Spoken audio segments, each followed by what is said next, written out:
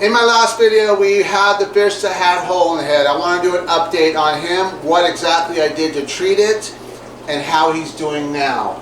Also some tests I did, because there's still some people that think that hole in the head is caused strictly by Hexamita. I believe that is caused by stress or an immunity breakdown. That's just my personal opinion. I know there's going to be people that think that they're related, but really it's more of an immunity problem, and I'm going to go into what happened with this fish and all the testing I did. The first thing we did is we pulled him out and we scraped for gill flukes, because I noticed that his gills were red. I thought maybe that he had some flukes. But I said in the video that it was probably very unlikely because the rest of the fish were normal. Well, what I did is when I pulled him out, I did notice the red on the gill. I put him in his own 20-gallon. And because of that red, it wasn't pale. It wasn't anything as far as oxygen depletion or anything like that. I put him in his own 20-gallon and treated him with my fungal and bacteria kit.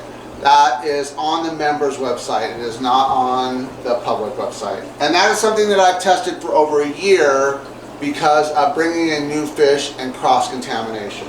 But it works great on any kind of fungal and bacterial issues, or a combination. With him, what I did is put him in a 20 and I treated him with the bacteria for 4 days. And that includes salt and erythromycin. His hole in the head is still there. It's going to take a couple months to go away, but it's already looking better. The first thing I did was scrape his gills, and under a microscope I looked and there was no gill flukes. And then when he was in that 20, I collected his feces, then looked under a microscope and there was no protozoa in it. He got hole in the head and had no Hexamita. Now he still has one tuft over his right eye, and that did not get totally broken down by the erythromycin and the salt, but I don't want to go too far with him. And I was so confident that he was clean and healthy that he got put in with my younger grow outs that are potential breeders. Now, why did I do that? Mostly because to keep the stress down. I do not want him fighting with bigger fish. I mean, he's the biggest fish in my room and he's the grandfather to all the fish in my room. He is a product of Ultiflora, turquoise cross, those babies crossed with a wild blueface Namunda heckle. He and all these fish have that gene. So these guys here, all these fish are the same as him. Now he was the prize because of his size and his coloration. He got a lot of the Ultiflora in him, and great news, my pair of Ultiflora, they actually laid eggs the other day. I have those breeding. What I'll do is I'll take my wild fish, my crosses, and I will breed them back to the Ultiflora. And that will help set that strain. What I will do with him now is basically feed him my vitamins. I've come up with some new vitamin packs that are heavy in pre and probiotics, because a lot of times we're using antibiotics on these fish. Now, the erythromycin does do internal, but it's mostly for external. But it still cleans out the gut. He's looking a little better. Now, because of the scraping on the gill, he has a little bit of flare. Now, the gill is not flared, but his plate is a little flared. That'll go down over time, but even if it doesn't, it's worth it for me to check, because this way he can be reintroduced back into my population and there's no issues. People are going to ask, why don't I show that on camera? That is not something I will ever show on camera. If you want to see that, there's plenty of stuff online with actual veterinarians. This is something I've learned over 30 years and had to learn how to do it. But what I don't want is somebody to try this and then harm their fish. If you want to learn it, there's plenty of stuff online where you can learn how to do it. So everything came out clean, no gill flukes. And I talked about gill flukes in the last video. If there were gill flukes, they usually are prolific through the room, or at least the tank they're in. Because once you have one fish that has it in the warm water, those flukes, they reproduce. So no medications except for salt and erythromycin. And that is my bacterial kit. Today we've basically done a water change on the entire room. We're going to feed him some of the vitamin worms. These are what I'm working on, and they're probably 6 months to 9 months still out, because I want to test them on my fish before I make them available to the public. You can see he's healthy, and this is the way you tell if discus are healthy, is they should come to the top. They know where the food is. And you know, this guy right here, I'm watching him, but he is still alert. but he is kind of the subdominant fish in this tank. He is not making himself known in this tank. He's trying to stay away because he is so subdominant. Now, I'm going to feed these guys and see if they'll eat it. This is my new worm, and it's heavy in pre and probiotics. Because when you use antibiotics on fish or even humans, you want to load your gut full of those pre and probiotics, but also the vitamins. Now, with these vitamins, I'm using the tube effects worms, not the black worms, because the black worms are just so expensive, and I'm not sure how much longer they're going to be around. I have to come up with something as far as not using the black worms. They're going to eat that, and what's nice about this process is they go in the fridge, and the dried worms collect the moisture, the vitamins, and the pre and probiotics. They're a little spooked now because obviously I was walking around the tank, and they'll be fine. And it's good that they're staying in that tight pack, because that just tells me that it's a healthy group and they're working together as far as staying secure. Now, this fish will thrive in this tank because he is the biggest fish in there, and I do not have to worry about him getting picked on in this tank. Everybody's settled in real well, and these are all future breeders. And this is kind of my show tank, but not really. It's more of a grow out for my future breeder. He's really healthy. I'm going to be very honest. What happened, it was my fault. The hole in the head, I believe, is usually caused by neglect. He was stuck in the back of a tank breeding, and you know, his mate did not get a hole in the head. For some reason, his immunity broke down. It's very, very minor, so it's not something I'm worried about, and it will scar over, and you'll never know it. Now, when it gets big, thick holes in it, then you would start to notice those scars. But he's got them right over his eyes. Nothing on the lateral line, and that's just basically, for me, not paying attention. He just got stuck in the back of a tank behind a partition. Now, I believe what else happened was the partition was not a full screen. It just had a window in it.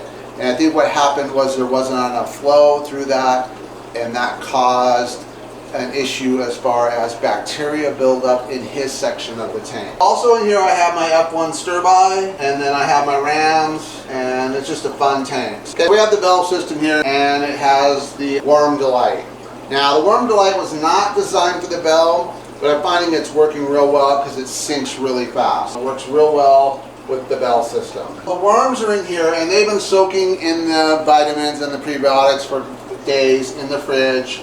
They're going to hold that nutrition in them. So this is what's nice about this system is everyone gets fed, right? And there's no real chance of getting bloat when you feed with the bell. The one thing when I'm making videos is the lighting's very different in here, and that's another thing that I'm noticing is a lot of people are wondering why their fish scatter when they come to the tank, and usually it's because of backlighting. I put up backlighting for the videos just because that way I'm not getting glare on tanks. They have to get used to that, and that usually takes a couple days. So they're not going to be used in the videos, but this is great sign. Everyone's kind of hanging out together. It's a great tank. I'm trying not to walk up to it because every time I walk up to it, they scatter. Another thing that I'm asked a lot is, can you give me dosages for medicines? I will not give dosages for medicines. I have my medicines, and with years of work on those medicines, I've come up with the perfect amount. I had a video just not too long ago, and I went with my old dosages, and I didn't wait, and I actually killed the discus with it. I figured, you know what, it's the same levamisol, but it wasn't. It was very different. I still have that, and I will test it when I get a chance. But this is kind of what you want to see when discus are feeding. You know, the problem is a lot of us, we throw a bunch of pellets in a corner, and then you get this aggression thing where one fish is going to guard those pellets. Where if you get this disbursement of food, and as they peck at that bell, it shoots food out. It usually takes about 45 minutes for them to clean that bell. I could make it longer by putting more food into it, but I just did 1 cube and a couple scoops of the Worm Delight. Great news with him, he'll be fine. You know, I probably could have not done the erythromycin, but because I wanted to sample and make sure he didn't have Hexamita, I put him in his own 20-gallon for 4 days. And he came out 100% clean. I wasn't worried, but I just wanted to prove a point that we can test our fish if we find out the right way to do it. What's nice is he's basically become dominant in this tank right away. So he was introduced in here yesterday, and he's already shown dominance. That's going to help his confidence That's also going to help his health. It's going to make him dominant where his immune system has a chance to catch up. Because I believe that's what happened with Hole in the Head, was his immunity broke down and then the bacteria was able to take hold. And I still see a little bit of fungal in his eye, but I'm just going to keep this tank very clean and they're going to work together. So you see how it's always dropping. That's the secret to the bell. Because 1, cuts aggression, that keeps stress down. 2, it slows down their feeding so they're not prone to bloating out. By not having any protozoa in his gut or in the hole in the head, and no gill flukes, because the gill flukes could have caused stress too, and that could have caused hole in the head. Now I did notice a little bit of, like I said, a little red on his gill plate, not inside his gill but on the outside, so it's probably just irritation from the bacteria. That's kind of why I decided to go with the fungal and bacterial kit. For members, that's available to you. So great news, everything's going to work out fine. You know, we caught it early. That's the key, guys, is always be checking, right? It's my fault. I could have got there a week earlier and probably noticed something, but I get so busy that things slip through even with me. But having this many discus, that's going to happen. I'm staying here because I do not want to scare them, obviously, because they will scatter with the lighting change in the room. And to have my Altum floras breeding, because if you look at him, he has all the characteristics of the Altum flora with also the blue-faced Namunda because of his roundness. And the fish that I got from the wild, I paid like $600 from the wild, and he is the father of this fish with a Altum flora red turquoise cross. So everything you see in my room in the future kind of is based on this big fish. And that's why I worked hard and wanted to check to see if he had any diseases, because this fish is so important to what I'm trying to do. So I want to make this video that we're going to make mistakes, but it's about catching it and not stressing out, just moving forward and doing what it takes to get your fish healthy again. All right, take care, bye.